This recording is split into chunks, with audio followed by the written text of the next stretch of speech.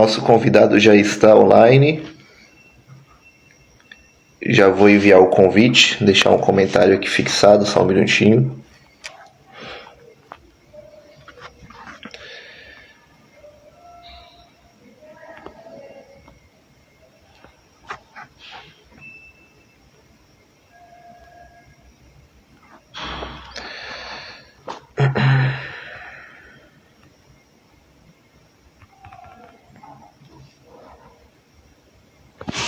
Vamos só aguardar um instantinho para o pessoal começar a receber a notificação.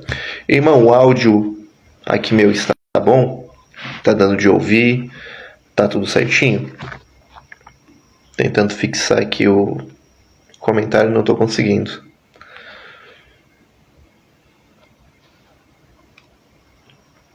Olá, irmã, seja bem-vinda. Pessoal que está entrando, por favor, avisa se está dando de ouvir bem. Isso é de suma importância.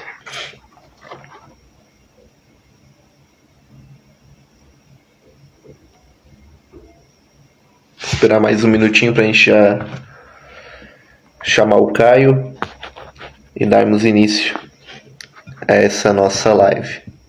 Quem está entrando, por favor, informe aqui no comentário se o áudio está dando de ouvir, se está tudo certinho.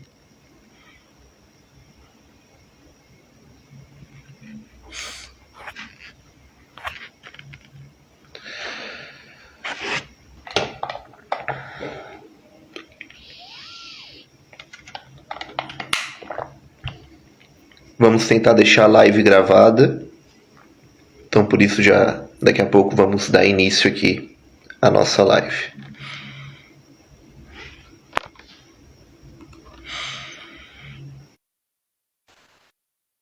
Ver se chegou aí. Vamos ver se hoje tudo dá certo. O convite já foi enviado.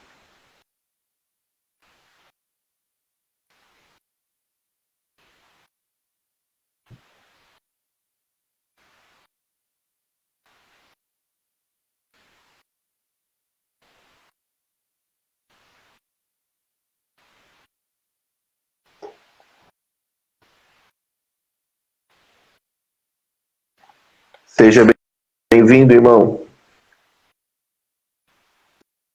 Opa, já recebi aqui a notificação, aceitar, entrar ao vivo. Vamos lá.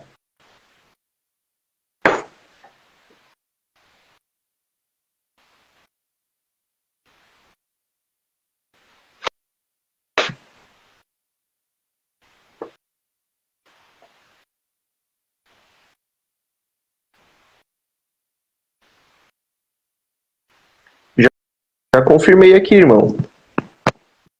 Dá uma olhadinha aí. Pessoal que está entrando agora, envia a live aí para os seus amigos. Um tema de suma importância para nós católicos.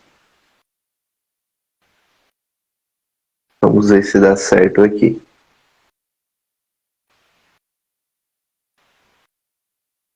Pronto, comentário consegui fixar. Ainda não entrou aqui. Estranho? Mandar novamente, irmão. Estou cancelando aqui e te convidei novamente. Enviei o convite agora.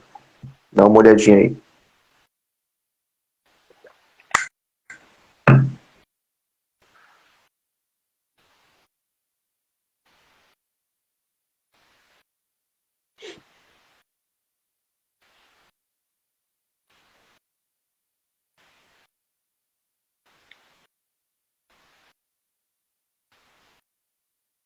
Vamos esperar o nosso irmão ali aceitar. Sejam bem-vindos todos que estão entrando.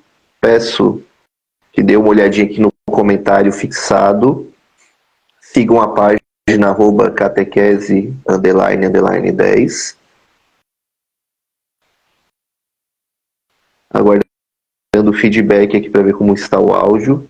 Live é assim mesmo, né, pessoal? Estamos com algum problema. Apareceu aparecer aqui que você não pode participar. Estranho? Muito estranho.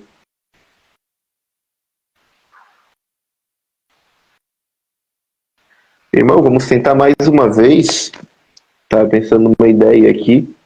Ver se o problema é com o teu Instagram.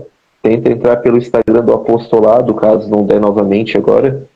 E eu envio o convite por ali pelo Instagram do Apostolado, no caso você entra ali. Seja bem-vindo. Pessoal que está entrando, o áudio está bom? Está dando de ouvir? Tudo certinho? Estamos resolvendo um pequeno problema técnico, mas se Deus quiser, daqui a pouco já vai dar tudo certo já.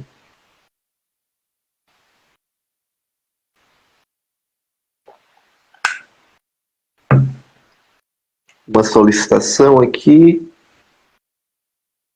Vamos ver se com o apostolado vai dar certo.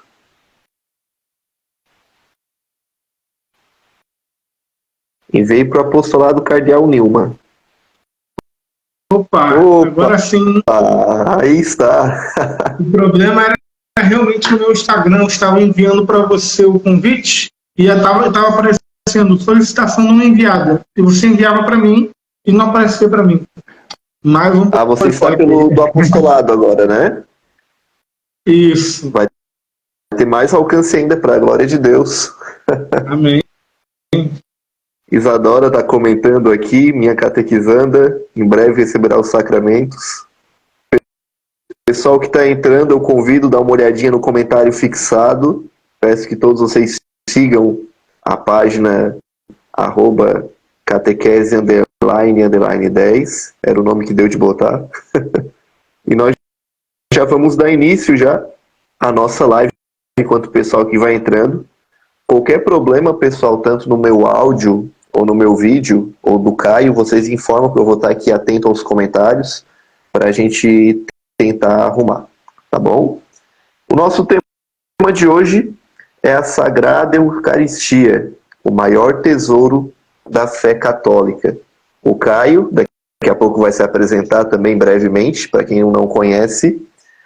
Eu convidei ele para falar desse assunto de suma importância para nós católicos, e digo também no diálogo ecumênico, né? Diálogo ecumênico com os protestantes, com os irmãos separados, ou como a maioria daqui pode conhecer, com os evangélicos. Então, as perguntas que eu vou fazer para o Caio hoje visa principalmente, outros grupos, é claro, mas principalmente os protestantes. Então, talvez uma linguagem mais simples que eu vou usar aqui, que alguns católicos possam até pegar no meu pé, que o termo não está correto, é de propósito. É para as pessoas conseguirem compreender de uma melhor maneira o que nós queremos expressar aqui na nossa live, certo? Então, a primeira recomendação que eu faço, né, o Caio provavelmente vai fazer outras recomendações também, é esse documento aqui, de São João Paulo II, carta encíclica, A Igreja Vive da Eucaristia. Irmão, eu terminei de ler esse documento agora à noite passada, e eu vi que essa semana, dia 17, creio eu, fará 21 anos deste documento. Olha só que curioso, né? Fará 21 anos essa semana agora. E esse documento é belíssimo, pessoal. Recomendo, tem online, né? Então recomendo que vocês procurem a leitura, tá? A Igreja Vive da Eucaristia, do Papa São João Paulo II. Então, sem mais delongas, brevemente aqui eu vou ler a introdução, antes de iniciar as perguntas para o nosso irmão.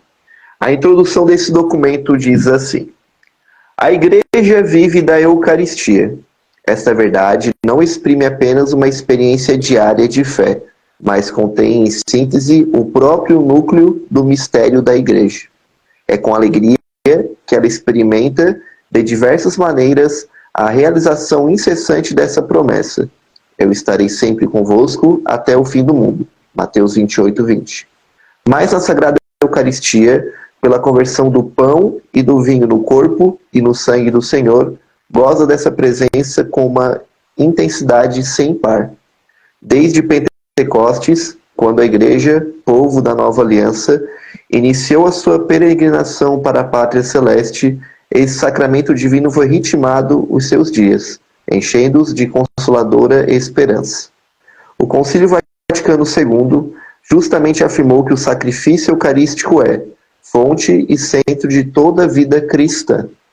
Com efeito, na Santíssima Eucaristia está contido todo o tesouro espiritual da Igreja, isto é, o próprio Cristo, a nossa Páscoa e o pão vivo que dá aos homens a vida mediante a sua carne vivificada e vivificadora pelo Espírito Santo.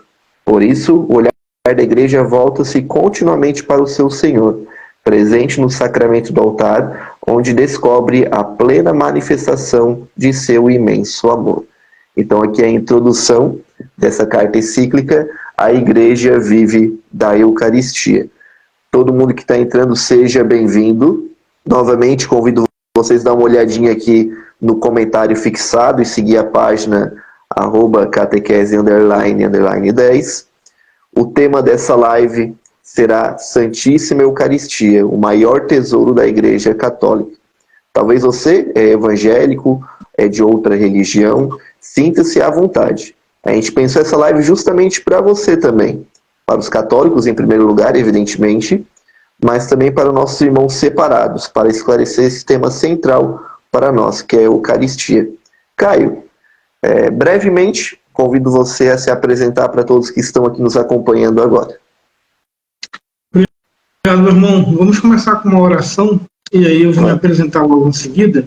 Agradeço a oportunidade por essa live, é um tema muito interessante, é um tema que eu não me sinto digno de falar sobre ele, nem preparado o suficiente, mas não poderia deixar de aceitar o seu convite. Então vamos começar com essa oração, em nome do Pai, do Filho e do Espírito Santo, pedindo ao Filho de Nossa Senhora, para que conduza todo esse ensinamento, toda essa aprendizagem que emana, né, da autoridade do magistério da Igreja. Ave Maria, cheia de graça, o Senhor é convosco, bendita sois vós entre as mulheres, bendito é o fruto do vosso ventre, Jesus. Santa Maria, Mãe de Deus, rogai por nós, pecadores, agora e na hora de nossa morte. Amém. Em nome do Pai, do Filho e do Espírito Santo. Amém. Amém. Então, irmão, se apresente aí para quem não te conhece. Quem é o Caio que hoje vai nos falar um pouquinho da Eucaristia? Bom, gente, meu nome é Caio Batista. Para quem ainda não me conhece, eu sou ex-protestante. Fui protestante a minha vida inteira. Me converti vai fazer uns 3 anos. A minha última denominação foi a Igreja Presbiteriana do Brasil, onde eu cheguei a ser diácono por poucos meses, né, antes de me converter. E o meu testemunho ficou muito famoso nas redes sociais, inesperadamente, eu não esperava isso. Eu postei um texto simples na minha rede social e no outro dia já tinha bombado e saiu em sites internacionais, inclusive. E graças a Deus, de lá para cá, muitas pessoas me chamaram no privado, outras gostaram do meu testemunho e vieram me perguntar. E eu tenho acompanhado de lá para cá, ininterruptamente, muitos protestantes em processo de conversão. O meu testemunho, claro que não começou comigo, teve outras pessoas antes de mim também que fizeram o mesmo processo, mas o meu testemunho despertou algumas outras pessoas que estavam no mesmo processo, chegaram até mim. E essas pessoas estão sendo acompanhadas, alguns já são católicos, outros estão no processo de conversão. Então, o meu trabalho do apostolado nas minhas redes sociais, nesse perfil aqui, Caio Batista CMRJ, é exatamente propagar a fé católica de forma fiel e integral. Só um minutinho, tá? Deixa eu...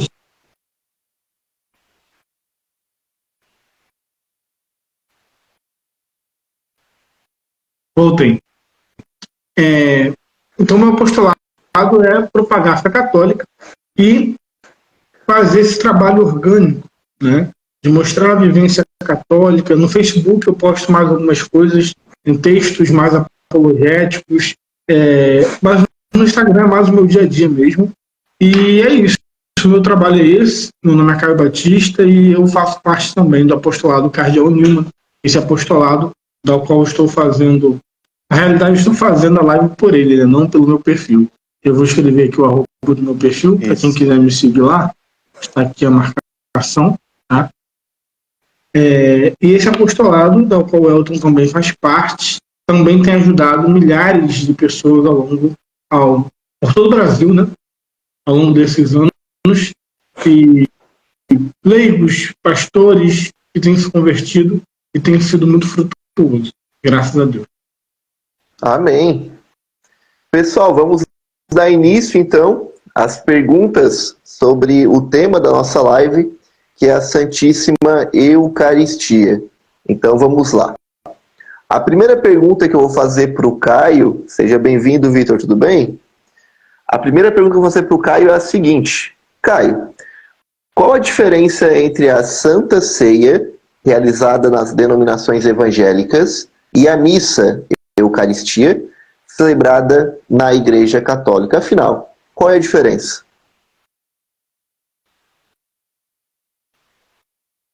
Muito obrigado pela pergunta, Elton. Bom, eu gostaria de começar com um texto do Catecismo, né? Eu separei um texto do Catecismo para cada pergunta, né?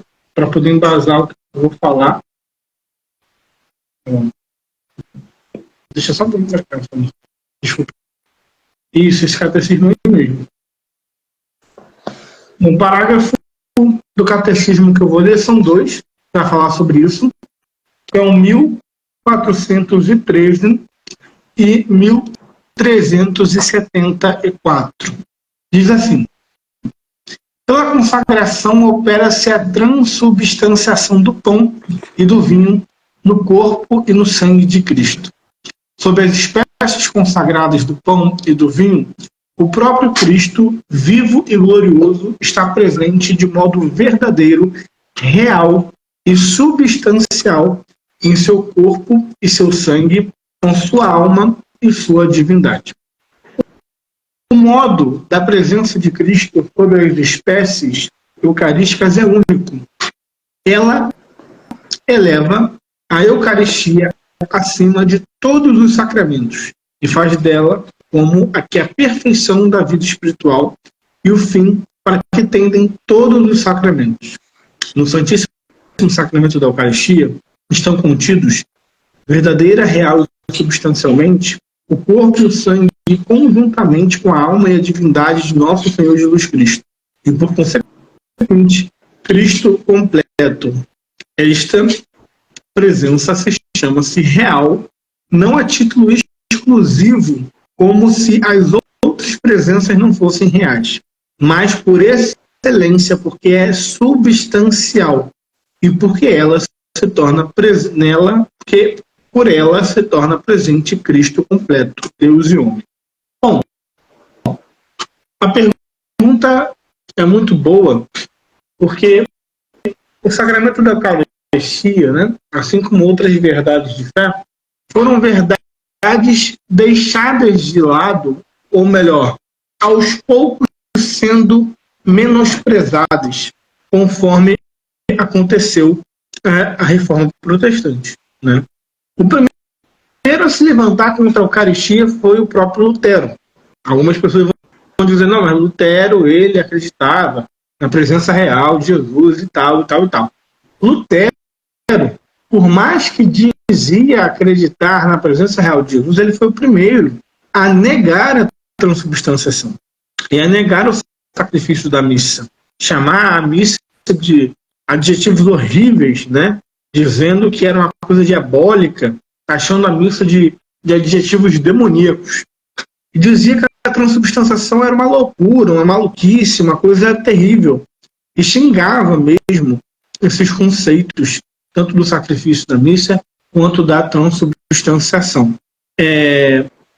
Então ele, para não largar, né, essa tradição tão forte na igreja, ele continuou usando o termo presença real, porém mudou a ideia de transubstanciação para o que eles chamam hoje de união sacramental.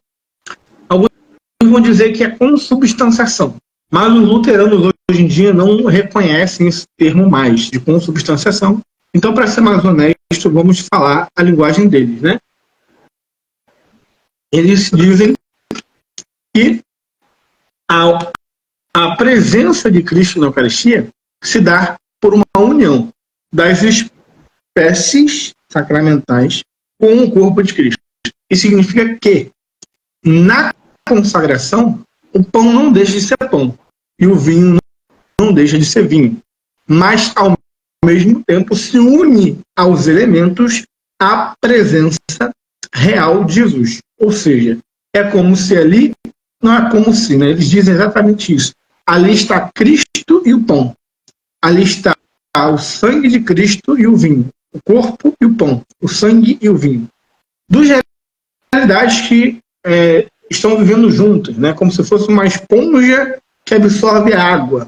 Então ali tem a esponja e tem a água junto. Então quando você comunga, para os luteranos, você está comungando o pão e o corpo. Eles fazem até um paralelo entre a fala de Paulo, como Paulo vai falar que quem comunga o pão será réu do corpo, quem comunga o vinho será réu do sangue, para usar como que nesse paralelo ali a palavra pão e sangue, pão e corpo, né, vinho e sangue, de forma juntos, né, como se fosse realmente essa união que eles dizem ter. O problema dessa interpretação nós veremos daqui a pouco, mas Lutero ele foi o primeiro a rejeitar essa ideia da transubstanciação e uma marca do protestantismo é essa. As alas mais altas, mais próximas da Igreja Católica no protestantismo ainda condenam a transubstanciação, exceto os anglo-católicos, mas de resto, ao meu entendimento, né, até hoje eu sei que todos condenam. Tá? E depois de Lutero, houve uma grande disputa, né? No tempo dele mesmo, ainda Lutero em vida, né? As consequências da reforma começaram a acontecer e houve uma grande disputa entre Lutero e Zwinglio. Parece, inclusive, que houve um debate onde ambos se xingavam e se chamavam de hereges, e Zwinglio, ele foi mais radical. Ele propôs, né, que é a visão hoje mais aceita pelos protestantes evangélicos, é a visão zwingliana, que é o seguinte: a Eucaristia não é nem o corpo nem o sangue de Cristo. Isso é uma bobagem. Segundo Zwinglio, a Eucaristia é somente um símbolo, uma memória, um memorial. Então você come pão e bebe vinho, né? E comendo pão, bebendo vinho, você está comendo pão, bebendo vinho. E lembrando o que Jesus fez. Para Lutero, isso era uma blasfêmia, né? Porque ele achava que, de fato, a presença de Jesus era real ao modo dele, né? E aí veio outro personagem chamado Calvino que falou: não, nenhum nem outro. Os dois estão errados. Então Lutero está errado, Zwinglio está errado, quem está certo sou eu. E Calvino diz nas Institutos, ele é meio confuso, porque ele também diz que defende a presença real, mas ao mesmo tempo ele não defende nem que o corpo e o sangue de Cristo estão presentes de forma substancial na Eucaristia, e nem que ocorre essa união, e nem que é apenas um memorial. Ele inventa uma terceira via, que ele achava que era um equilíbrio. Ele diz que a presença é real, porém espiritual. Então, depois de consagrado o pão e o vinho, aqueles alimentos deixam de ser alimentos comuns e passam a ser alimentos sagrados, né? E Jesus se faz presente de forma espiritual. Então, quando comungamos espiritualmente o corpo e o sangue de Cristo. Agora, como que o corpo e o sangue de Cristo se faz presente espiritualmente, né? Não se tem uma explicação para isso, porque isso é loucura. Um corpo ocupa um lugar. Então, o corpo não pode estar espiritualmente em um lugar, né? A não ser por analogia. Então, a gente volta aí para um simbolismo barato. Tanto é que as grandes, as maiores, a maioria das igrejas reformadas presbiterianas hoje abraçam mais a ideia de Zwinglio do que de Calvino. Os maiores, hoje em dia, a maioria dos pastores presbiterianos, calvinistas, são zwinglianos, em questão de Eucaristia. Tá? E se não bastasse isso, ainda não foi pouco, né? E eles tiveram que, inclusive, retirar o vinho da ceia. Então, até que naquela época isso ainda não era uma discussão, mas como o protestantismo é uma caixinha de surpresas, ainda veio, né, recentemente essa demonização da bebida alcoólica por parte, se eu não me engano, dos pentecostais, e foi retirado o suco, ou melhor, o vinho, e posto o suco de uva. Qual é a diferença da Igreja Católica para todas essas visões? Eu quis fazer esse panorama geral, porque não tem como falar de protestantismo de forma singular. Então, qual é a diferença? O que a Igreja Católica ensina? A gente acabou de ler, a Igreja Católica ensina que quando ocorre a consagração, as espécies, as aparências, que é o pão e o vinho, antes da consagração, o pão e o vinho, no momento de pronunciar as palavras, o sacerdote pronuncia as palavras, isto é meu corpo, isto é meu sangue, naquele exato momento é mandado o Espírito Santo, né? O Espírito Santo, ele transforma a substância, isso é, o ser daqueles elementos, que é pão e é vinho, e se transformam no corpo e no sangue. Por que a gente não vê essa transformação acontecer? Porque o que se transforma é a substância, e não as aparências. Isso é um pouco de filosofia, que eu teria que explicar de forma um pouco mais detalhada.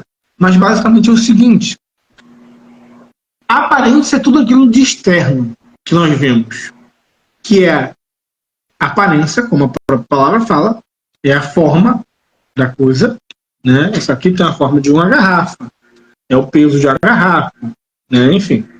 Então, o pão, ele continua tendo a aparência de pão, a forma de pão, o cheiro de pão, o gosto de pão. Se você pegar e levar para um laboratório, vai dar que é pão, né?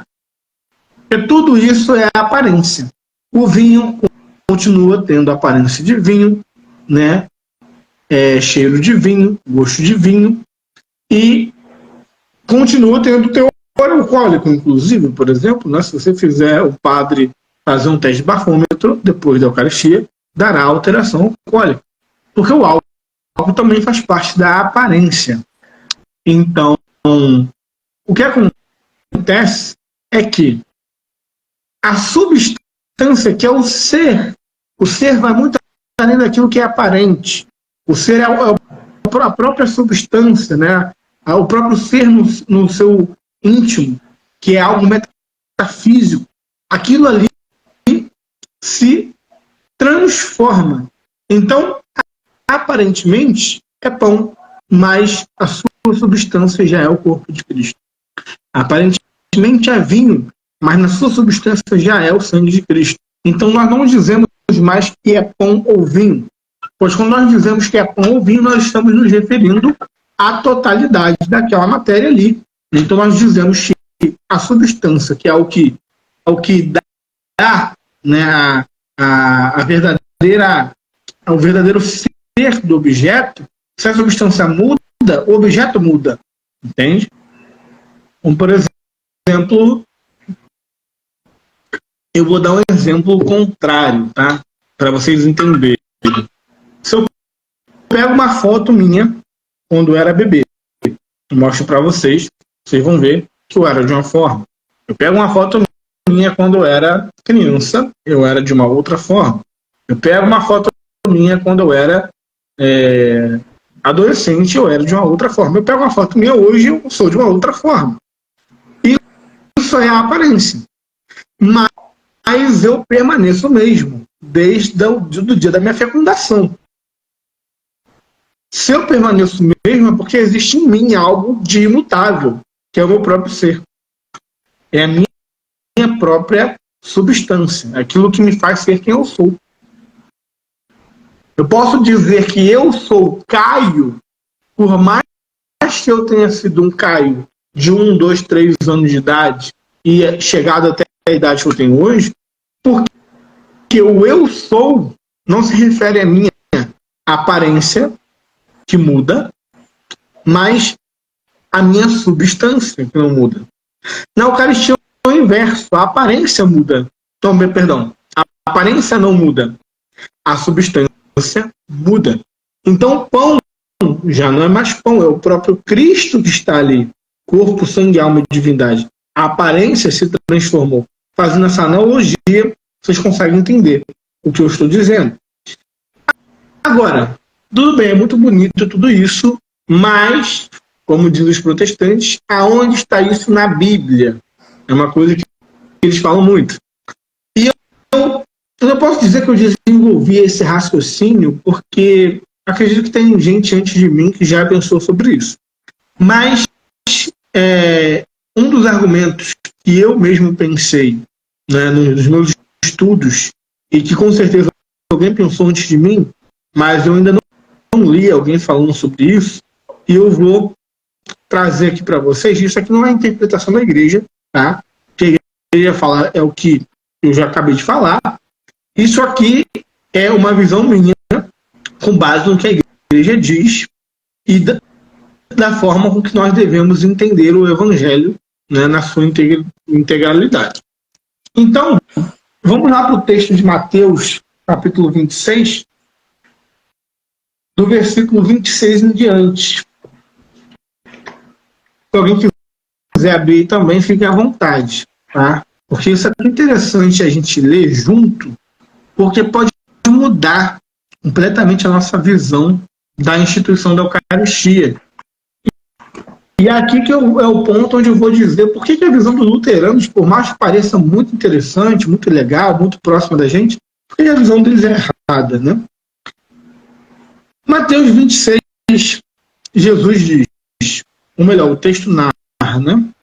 Enquanto comiam, Jesus tomou o pão, tendo abençoado, e distribuiu, partiu e distribuiu aos seus discípulos, dizendo: tomai e comei, isto é o meu corpo. Depois tomou um cálice, dando graças, deu-lhes dizendo: bebei deles todos, pois isto é o meu sangue, o sangue da aliança que é derramado por muitos para a remissão dos pecados. Talvez vocês estejam cansados de ouvir isso daqui, até porque se você for católico, você ouve isso toda a missa. A questão é a seguinte: talvez vocês não repararam numa coisa interessante. O verbo que Jesus usa para descrever a Eucaristia é algo essencial na compreensão do que é a Eucaristia. Ele diz: tomai e comei, isto é o verbo ser. O que Jesus está dizendo aqui é bem simples. Por que ele usa o verbo ser, isto é? Porque ele está falando de substância. O ser denota substância. O verbo ser indica substância. Eu sou o Caio, independente da aparência que eu tive na minha infância, na minha adolescência, ou eu terei na minha velhice. Eu sou o Caio em todas essas épocas. E quando eu digo eu sou, não estou me direcionando a minha aparência, mas a minha substância, o meu próprio ser. Então o verbo ser designa substância.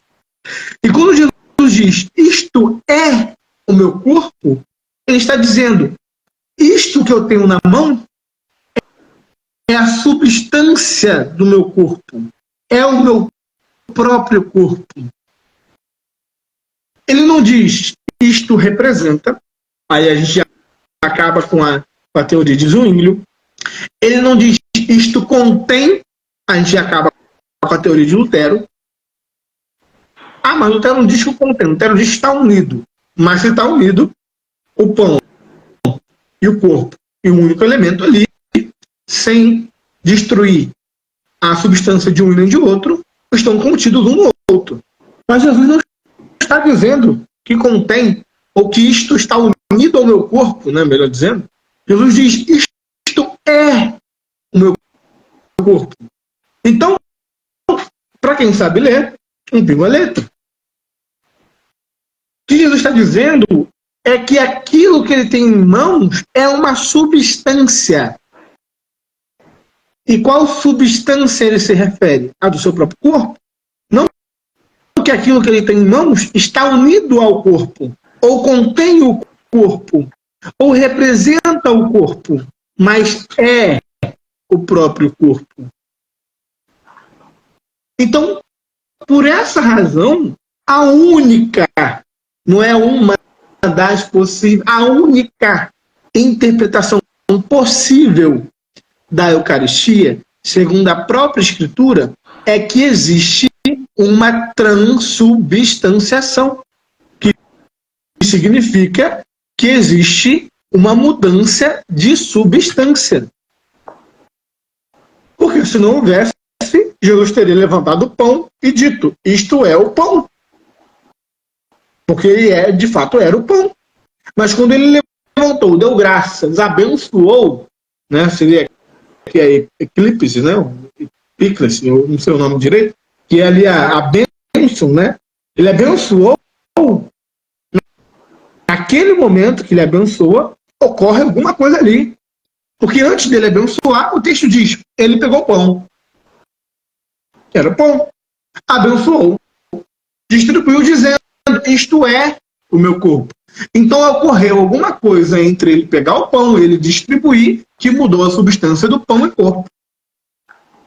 E essa mudança, essa transformação, tecnicamente é chamada de transubstanciação. Porque muda a substância, muda o ser. Ou seja, todos os relatos do Evangelho que falam sobre a narração da Eucaristia, da instituição da Eucaristia, inclusive em 1 Coríntios 11, usam o mesmo verbo. Não há mudança. Inclusive, se um padre hoje na missa mudar essas palavras, a Eucaristia é inválida. E por isso eu respondo agora a pergunta, depois disso tudo, que a diferença entre a Santa Ceia realizada nas denominações evangélicas e a missa Eucaristia celebrada na Igreja Católica é o próprio ser da Eucaristia.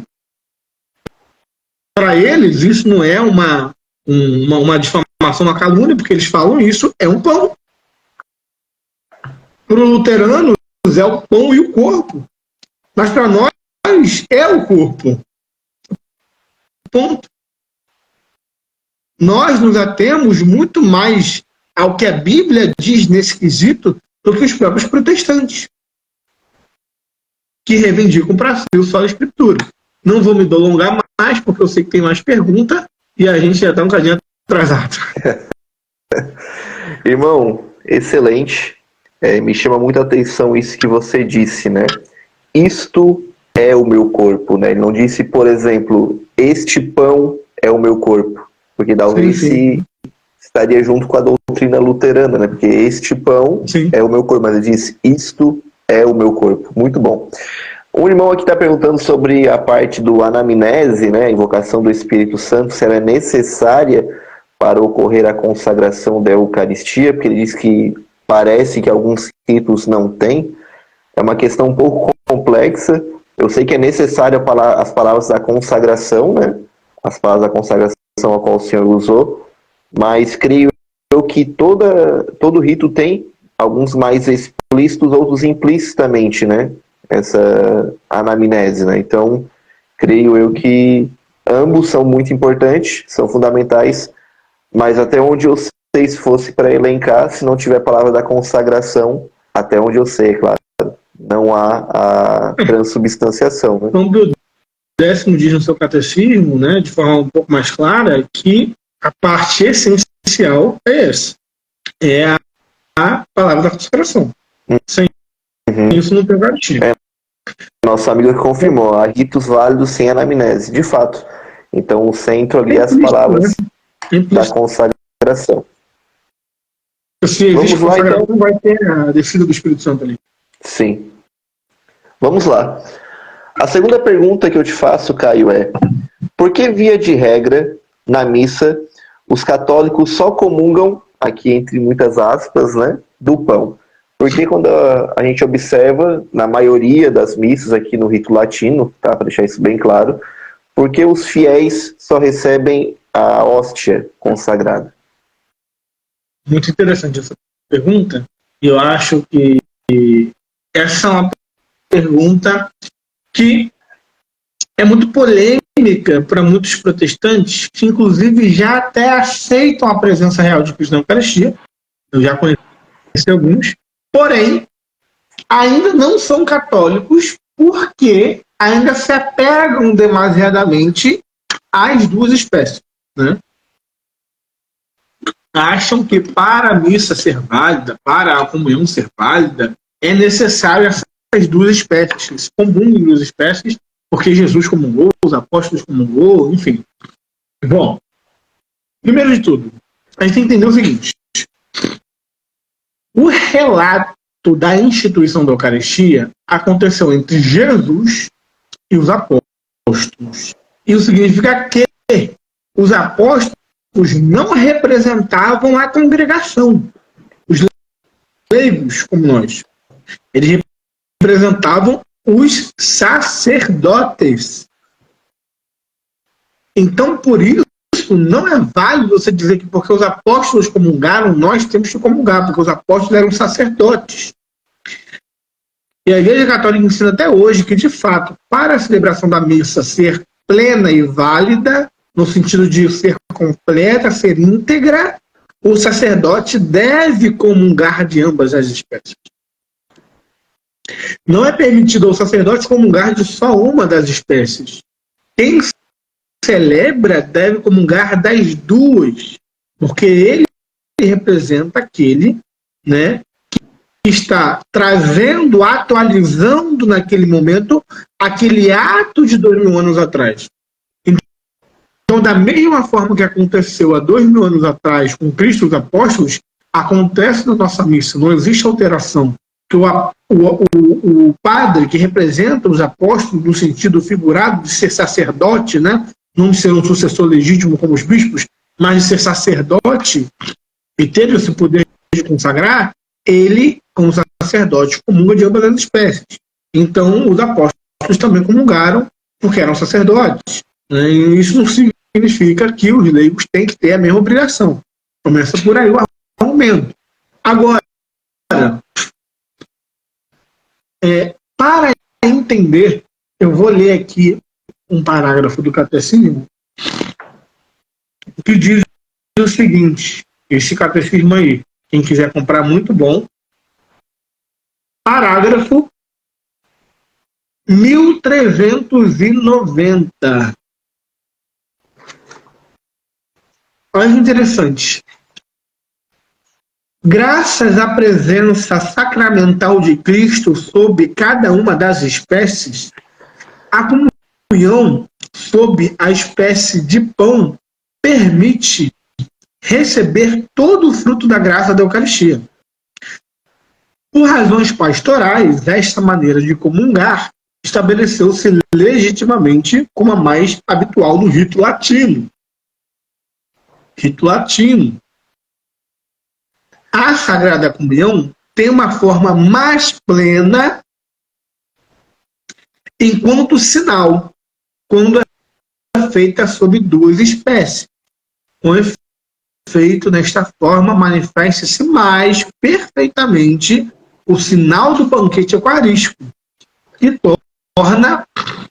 a torna habitual de comungar nos ritos orientais.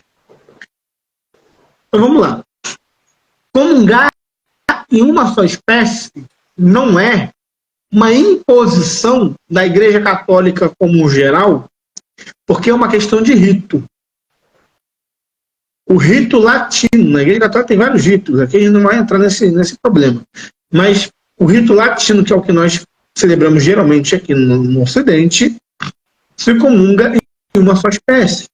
Mas dentro da Igreja Católica existem os ritos orientais, que se comungam em duas espécies, e não deixam de ser católico por isso. Então, não é a questão de que a Igreja permite ou não permite, é a questão de rito. No rito latino, não é costume. Porém, também não é proibido. Entende? O padre que decide. O padre tem poder para poder aplicar isso. Tanto é que, geralmente, nas primeiras comunhões, se recebe em duas espécies. Essa semana mesmo eu fui à missa, sexta-feira, e tinha nem 10 pessoas na missa, eu acho. E o padre deu 2 espécies. Uma missa no rito latino. O que não é proibido, não é costume por várias questões pastorais, que não vamos entrar em detalhes aqui também. Nós vamos falar só do ponto teológico aqui. Então, inclusive o catecismo diz que o rito que celebra em 2 espécies, que se dá para comungar em 2 espécies, ele representa de forma mais perfeita e plena o mistério da Eucaristia pelo sinal. Então não quer dizer que a Eucaristia ela é mais perfeita ou plena no rito com 2 espécies. Não. O sinal, aquilo que simboliza, foi de fato, Jesus na Eucaristia instituiu em 2 espécies, os apóstolos comungaram em 2 espécies, então simbolicamente é mais pleno, mas intrinsecamente é tão igual quanto. Essa é a doutrina católica oficial do magistério que está no catecismo. Agora, tudo bem, eu não sou católico ainda, não acredito nisso, o que eu faço? Então, volta aquela pergunta, aonde está isso na Bíblia? Vamos para a Bíblia. Bom, a igreja, isso aqui já é uma interpretação oficial da igreja, tá? O Concílio de Trento, ele vai interpretar esse texto que eu vou ler dessa forma como vou falar para você. Então, isso aqui já não é uma opinião minha. Eu falei dessa questão do verbo ser, né? Que até onde eu sei, a igreja não sei se falou sobre isso já, por mais que já tenha discorrido sobre o assunto. Mas agora, essa interpretação própria aqui já é uma interpretação oficial da igreja e, portanto, infalível também, para quem é católico. João capítulo 6, do versículo 48 em diante até o versículo 56.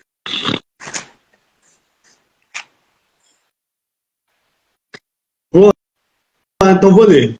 Preste atenção em cada palavra que Jesus vai falar aqui.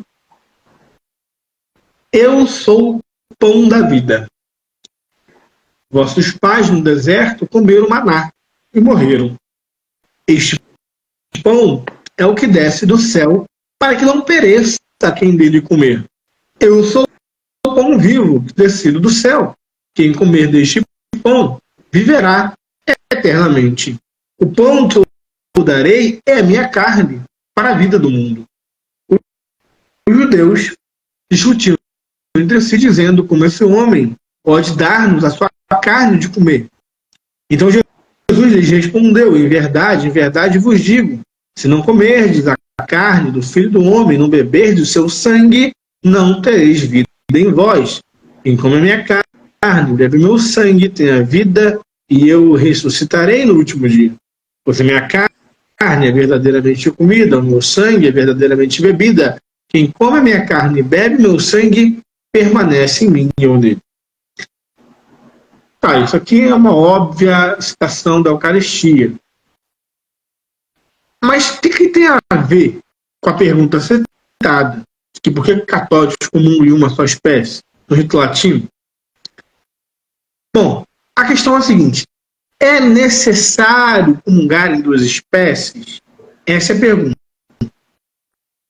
Então, se a gente descobre que não é necessário para que a comunhão seja plena e surta o seu efeito, então a questão está encerrada.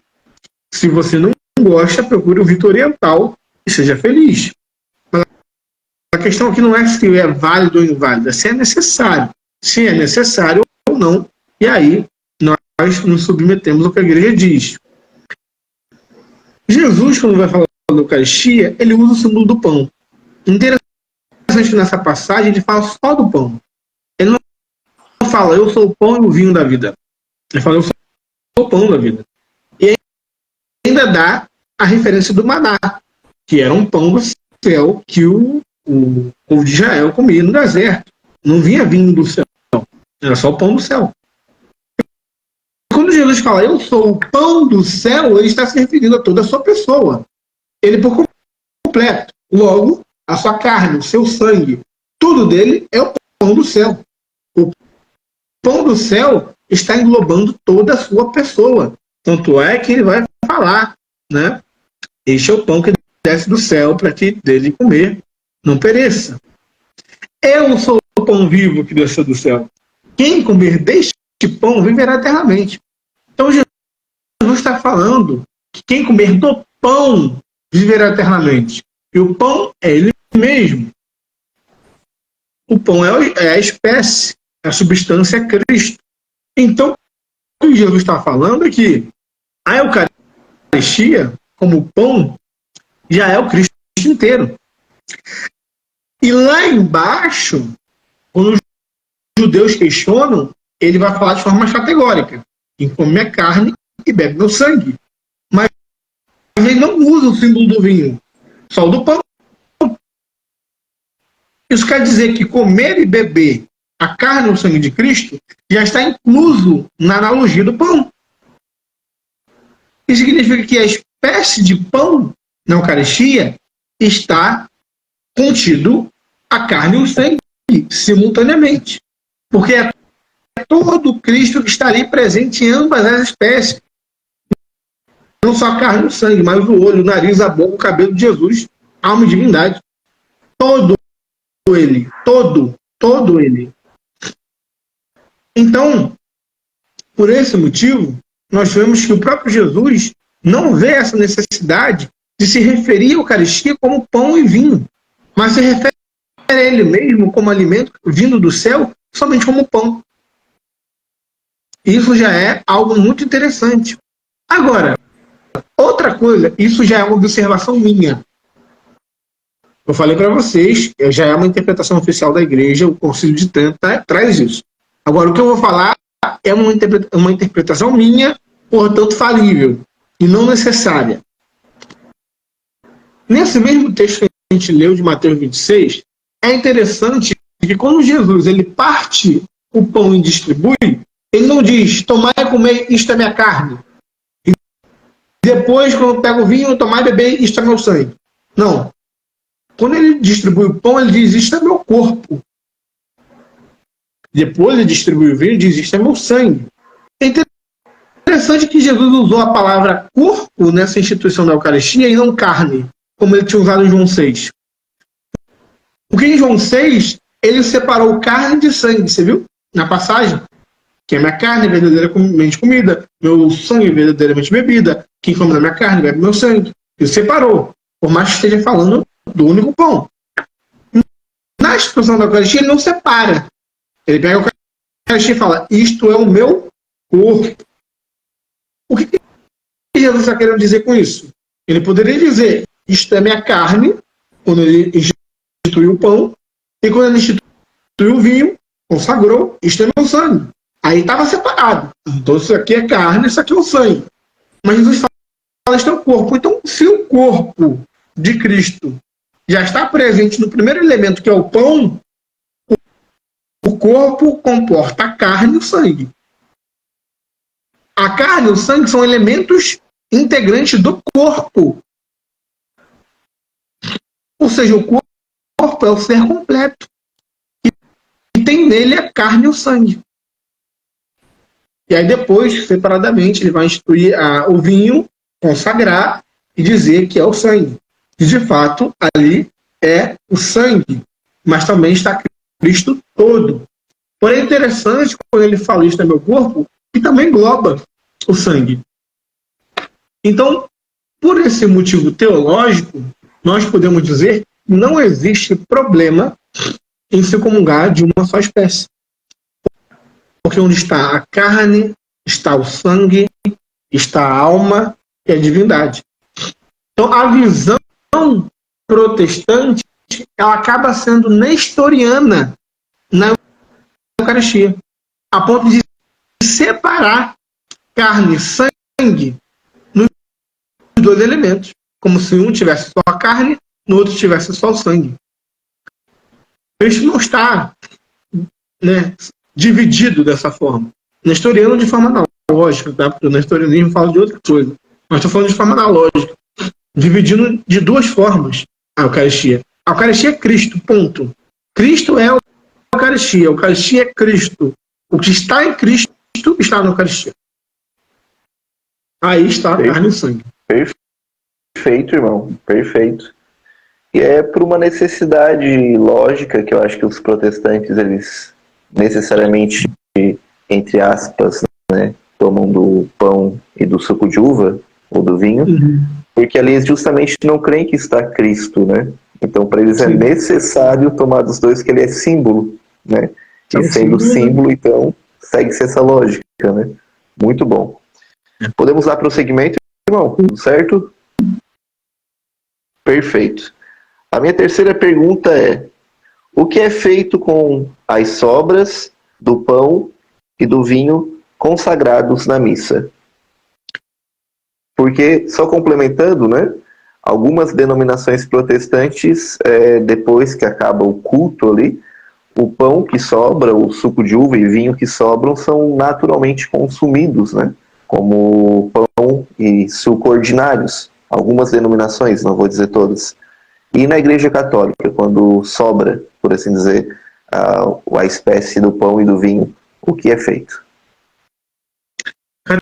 Catecismo da Igreja Católica, parágrafo 1379, vai dizer o seguinte: a Sagrada Reserva, sacrário, era no princípio destinada a guardar de maneira digna a Eucaristia para poder ser levada aos doentes e ausentes, fora da missa.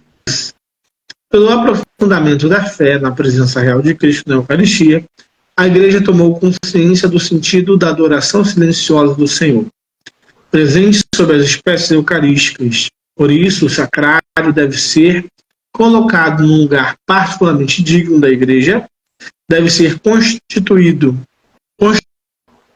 de tal modo que sublinha e manifeste a verdade da presença real de Cristo no Santíssimo Sacramento. Uma pergunta muito interessante, porque até onde eu sei, dentre todas as tradições cristãs, a Igreja Católica é a única que tem esse costume. Até a Igreja Ortodoxa não possui esse costume do sacrário, né, para visita e exposição e tal. Então, é uma questão histórica, né? Antigamente era guardado as reservas da Eucaristia consagrada para que pudesse ser levado aos doentes. Então ficava ali num reservatório. Só que, conforme o tempo, as pessoas, né, os cristãos, iam até essas reservas de forma voluntária, né? A fé na Eucaristia era algo tão forte, e os cristãos iam até essa reserva e ficavam ali adorando Jesus, até aquela reserva ser tirada e levada para o doente. Então, essa prática, né, a Igreja ela também toma isso de forma muito pedagógica, não só a Eucaristia, mas a própria confissão passou também por um desenvolvimento, assim, né? Antes era pública, depois se tornou privada por um movimento de monges e tal. Mas retornando à Eucaristia, essa prática se desenvolveu, né, na Igreja Católica por essa piedade popular. A piedade que via na Eucaristia a fé no Cristo presente, real ali, e que adorava essas espécies guardadas.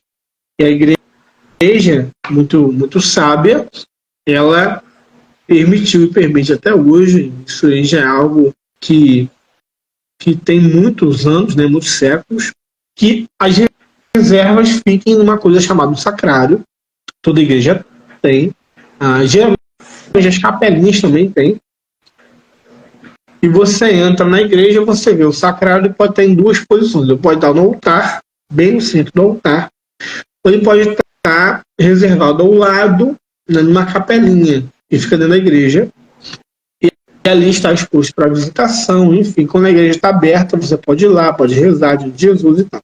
E é uma prática que os santos, assim, todos que eu ouvi falar sobre isso unanimamente, falam que é muito necessária para a nossa vida espiritual e que é algo muito importante a visita frequente a Jesus sacramentado.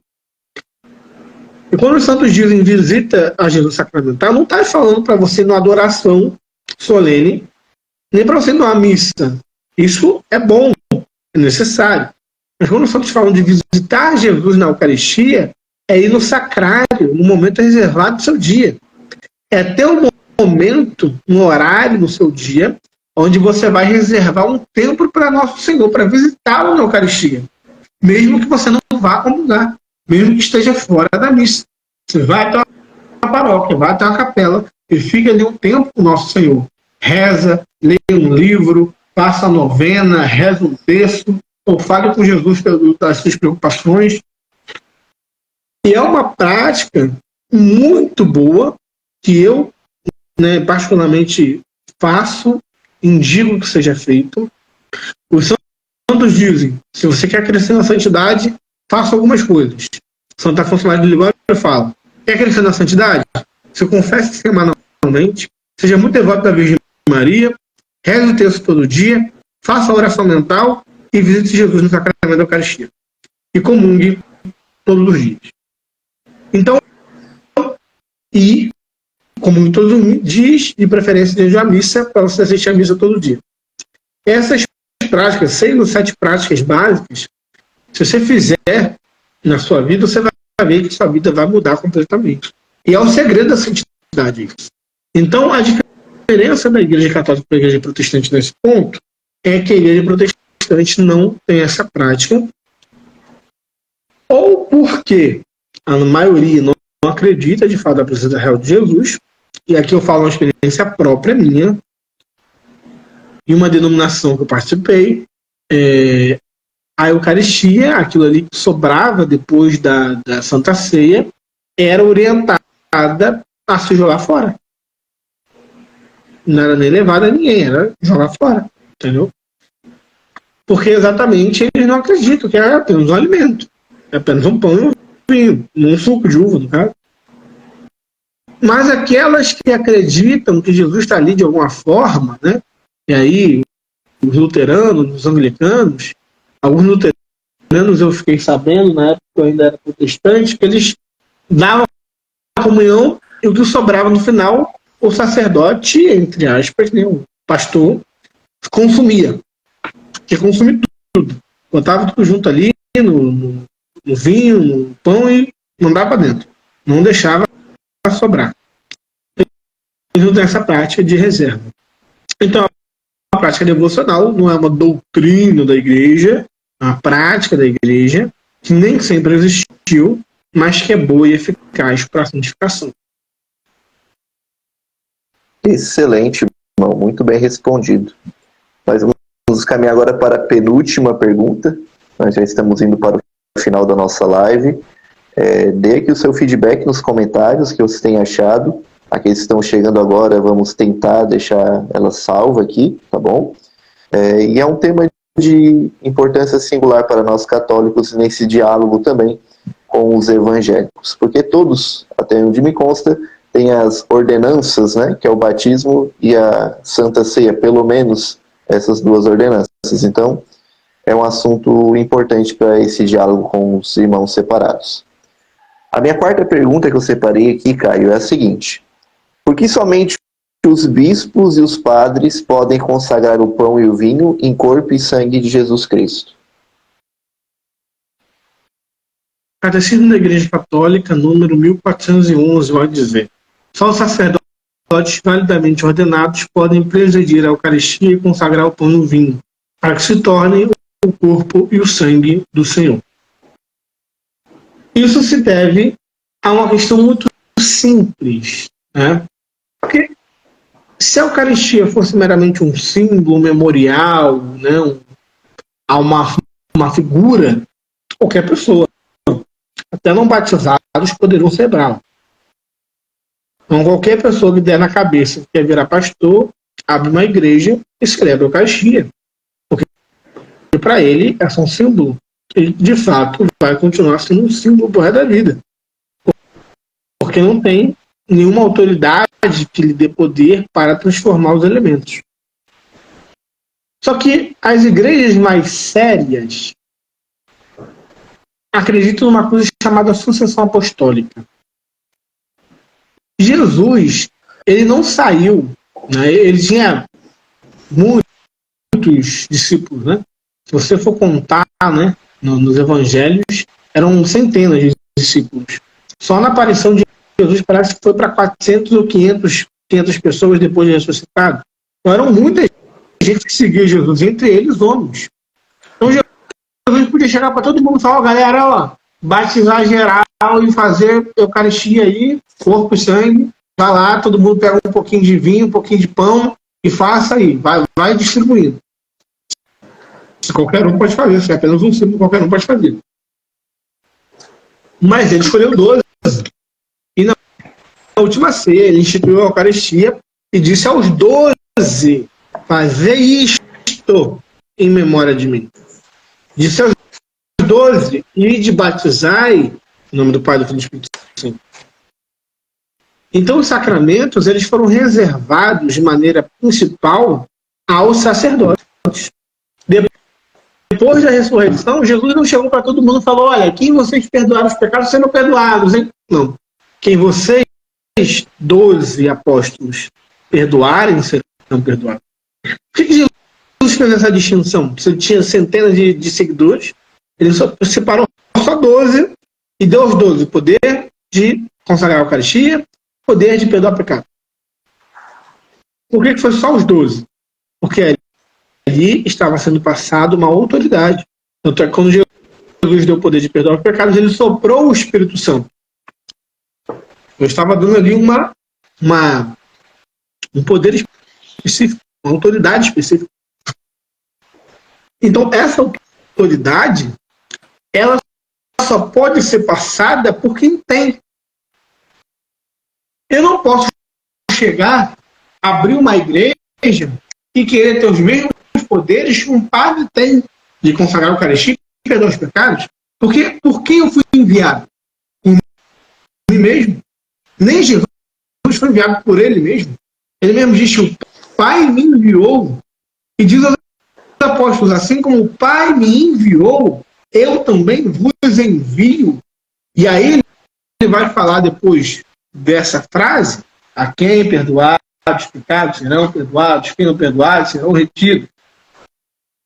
Então é um envio. Jesus envia os apóstolos, depois a gente vai ver que os apóstolos enviam outros homens, são chamados de bispos. Tito, Timóteo é um exemplo disso.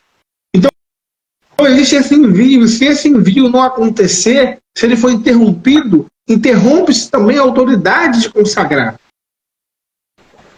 E é por isso que as igrejas protestantes em geral, que nem acreditam na sucessão apostólica, e muito menos a têm, não podem consagrar a Eucaristia validamente. Nem os luteranos que dizem que acreditam podem ter a Eucaristia validamente porque não possuem o envio. Não possuem bispos. Porque os bispos são sucessores dos apóstolos que ordenam novos sacerdotes e lhes dão poder na ordem sagrada para poder fazer a mesma coisa. Celebrar a Eucaristia. Consagrar o pão e o vinho. Para que se nasça, para que se transforme ali em corpo e sangue. Perdoar os pecados no sacramento da confissão. Se fosse fácil assim, qualquer um poderia se auto-enviar. Agora eu sou bispo, agora eu sou apóstolo, agora eu sou isso, agora eu sou aquilo, agora eu faço. Existe um envio. Quem te enviou? Se você pegar o bispo da sua diocese, ele foi enviado por algum outro bispo que o ordenou em submissão ao Papa. E aí esse bispo que ordenou o teu bispo foi enviado por outro bispo que ordenou, e assim, se você for trazendo para trás na linha de sucessão, você chega aos apóstolos e a Cristo. Então essa linha de envio é ininterrupta. E sem essa linha de envio não tem autoridade. Só Jesus pode dar autoridade de perdoar pecados. Só Jesus pode dar poder de consagrar a Eucaristia. E só quem ele envia pode fazer isso. Se não há confissão apostólica, se não há sacerdotes, se não há bispos, não há Eucaristia. Perfeito, irmão. É uma questão de contexto. Eu lembro quando eu não era católico, li a Escritura e tudo que estava aplicado ali se referia a mim mesmo, né? Então eu lembro que na minha época eu não fazia essa distinção do contexto da fala de Jesus para quem ele se referia. Isso é de suma importância, como você salientou aí. A Escritura diz, né, que ele estava com os 12, como você bem destacou na hora da última ceia, né? Lá em Lucas, quando você estava falando, estava pegando o texto aqui, Lucas 22:14, diz: quando chegou a hora, ele pôs a mesa com os seus apóstolos e disse-lhes. E aí começa o relato da instituição. Então ele deu essa ordem aos apóstolos, não a todos os discípulos, os seguidores. Não foi como no Sermão da Montanha, por exemplo, está lá em Mateus capítulos 5, 6 e 7, que foi para a população no geral, né? Foi algo específico para os seus apóstolos. E só mais um comentário: muitos protestantes vão citar aquela passagem da carta de São Pedro e Apocalipse, salvo engano, que nós somos uma nação de sacerdotes, né? Então vamos dizer que, na verdade, todo batizado é sacerdote, não há essa distinção, segundo essa narrativa protestante, essa interpretação equivocada, de que há o sacerdócio ministerial e o sacerdócio universal, o sacerdócio do batismo, né? E eu separei aqui também, rapidamente, enquanto você estava falando, um parágrafo do Catecismo que fala sobre isso. Novamente, né, para quem não adquiriu ainda ou não fez a leitura, a gente recomenda muito o Catecismo da Igreja Católica, tem online, tá bom? No parágrafo 1545. Tá dando de me ouvir bem, hein, irmão? O áudio tá bom? Tá tranquilo. Perfeito. Parágrafo 1545. Lembrando, a problemática é: todo crente é um sacerdote, segundo uma interpretação equivocada de algumas passagens da Bíblia, né? Vós sois nação santa, sacerdotes, etc.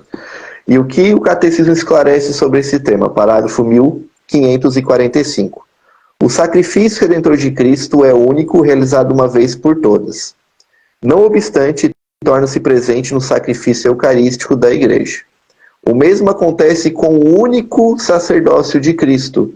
Torna-se presente pelo sacerdócio ministerial, sem diminuir em nada a unicidade do sacerdócio de Cristo. Por isso, somente Cristo é o verdadeiro sacerdote. Os outros são seus ministros. Então, o sacerdote por excelência é Jesus Cristo. Mas há maneiras diversas de participar-se desse único sacerdócio do Senhor. Aí há a distinção do sacerdócio ministerial, que são os bispos e os padres, né, que são sacerdotes ministerial, e o restante dos batizados. Então é importante fazer essa distinção, porque nem todos na Escritura eram apóstolos, mas somente os 12. Podemos ir para a última pergunta, irmão? Mais um comentário sobre isso ainda? Tá ótimo. Então nós vamos para a última pergunta, pessoal.